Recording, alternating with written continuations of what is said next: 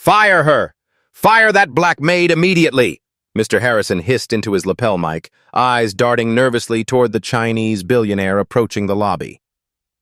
She can't be anywhere near this meeting. The gleaming marble floor of the Wellington Palace Hotel reflected the chandelier's crystal light as the hotel's general manager straightened his tie and plastered on his most welcoming smile. Mr. Zhang, whose investment group controlled billions in hospitality assets, stepped through the grand entrance with his entourage of 6 impeccably dressed associates. "Welcome to the Wellington!" Harrison extended his hand, but Zhang immediately launched into rapid-fire Mandarin, his tone clearly questioning. Harrison's smile froze as panic flooded his system. He frantically fumbled for his smartphone translation app, tapping desperately as sweat beaded on his forehead. The robotic voice that emerged butchered the pronunciation so badly that Mr. Zhang visibly winced.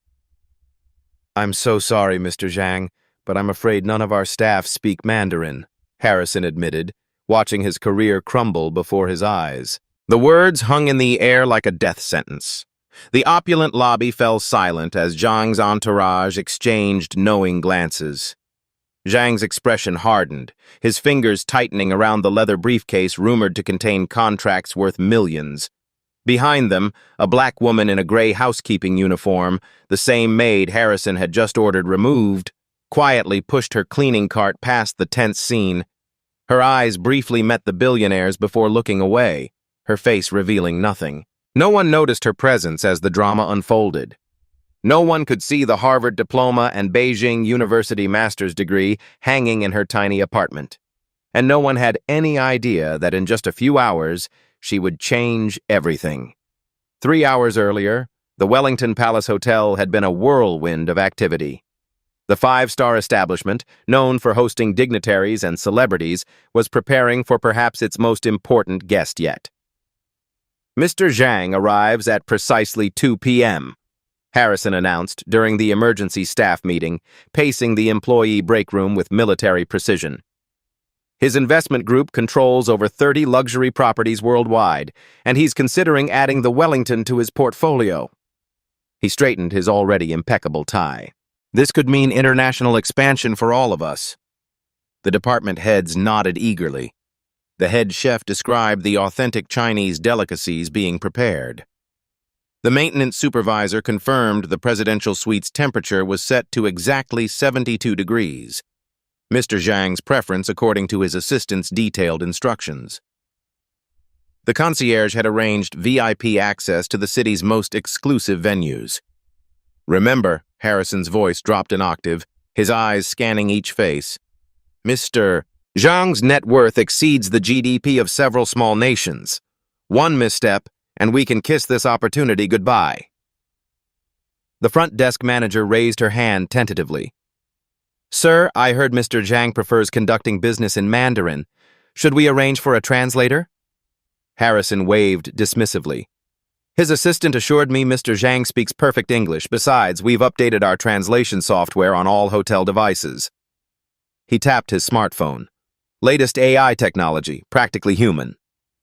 As the meeting dispersed, Harrison stopped the head of housekeeping. "Emma, make sure your staff is invisible today. I want rooms maintained as if by magic. No guests should see your people working." Emma nodded. "Of course, sir. They know the drill." Outside the meeting room, the hotel transformed. Fresh flowers appeared in every corner. Staff practiced their most professional smiles. Security discreetly scanned the perimeter.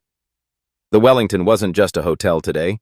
It was a stage, and every employee an actor with a precisely defined role in an elaborately choreographed performance. At the center of it all stood Harrison, making minute adjustments to everything from the lobby's ambient music volume to the precise angle of the welcome banner.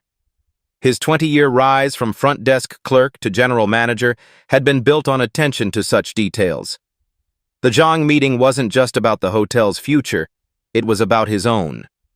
The regional director had hinted that successfully securing this deal could mean a promotion to the corporate office. Harrison checked his watch. 1 hour until Zhang arrived.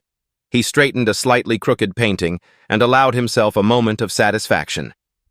Everything was perfect. Everything was under control. In the East Wing's executive suite, Olivia Thomas methodically refreshed the room, her movements efficient and practiced. At 32, she'd been part of the housekeeping staff for nearly 4 years. Invisible labor in a visible world of luxury. She tucked fresh Egyptian cotton sheets with hospital corners, aligning the monogrammed pillowcases with mathematical precision. From her cart, she selected the specific aromatherapy diffuser requested for this room. White tea and jasmine, imported from China's Fujian province. Proper diffusion requires placement away from direct sunlight, she murmured to herself in perfect Mandarin, adjusting the device's position. Her fingers briefly brushed against a book in her work bag, dog-eared pages of advanced international trade theory peeking out beside a well-worn Mandarin English dictionary. The walkie-talkie on her hip crackled. All housekeeping staff need to finish current rooms and remain in service areas, Emma's voice instructed. VIP arrival in 50 minutes. Understood, Olivia responded, quickening her pace. As she polished the bathroom fixtures, her reflection fragmented across the mosaic of mirrors. Bachelor's in International Relations. Master's in East Asian Linguistics. Fluent in Mandarin, proficient in Cantonese and Japanese. All leading to pushing a housekeeping cart through America's luxury hotels. 4 years ago, she'd returned from studying abroad in Beijing with dreams of working in international business. 300 rejection letters later, her student loans demanded payment. The Wellington had been hiring. Temporary, she'd told herself. Yet here she remained. She'd watched countless business meetings from the periphery, silently correcting mistranslations in her head while emptying wastebaskets. She'd overheard negotiations where millions changed hands while she earned minimum wage plus tips. The irony wasn't lost on her. In a globalized economy desperate for cultural bridges, her skills remained hidden behind a uniform that rendered her functionally invisible. As Olivia finished the suite, she glanced at her watch. Still time to review the Chinese economic journal she'd been reading during breaks. She pulled it from her bag as her phone buzzed with a notification from her student loan servicer. Payment past due. She sighed, tucking the journal away. Another day, another room, another chance to practice skills no one knew she possessed. She pushed her cart into the hallway, nodding politely as executives rushed past without seeing her. Just another invisible person in a building full of very important ones. At exactly 2:00 p.m., a fleet of black Mercedes SUVs pulled up to the Wellington's circular driveway. The doorman snapped to attention as the security team emerged first, scanning the entrance with practiced efficiency.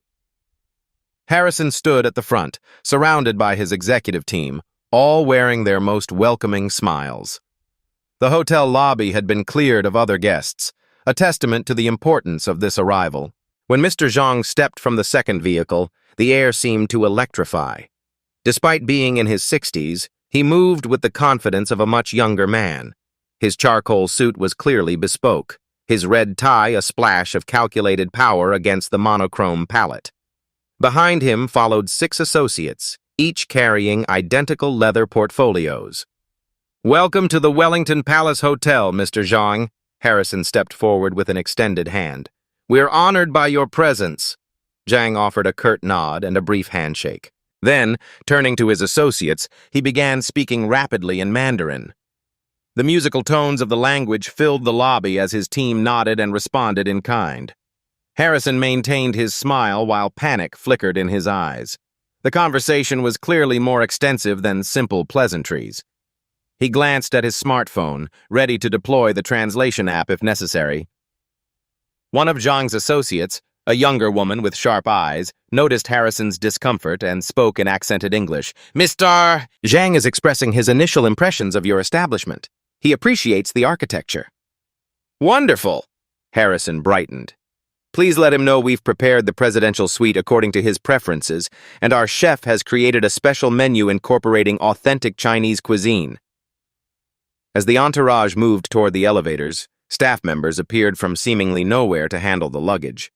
In the background, Olivia pushed her cart along the perimeter of the lobby, keeping to the shadows as instructed.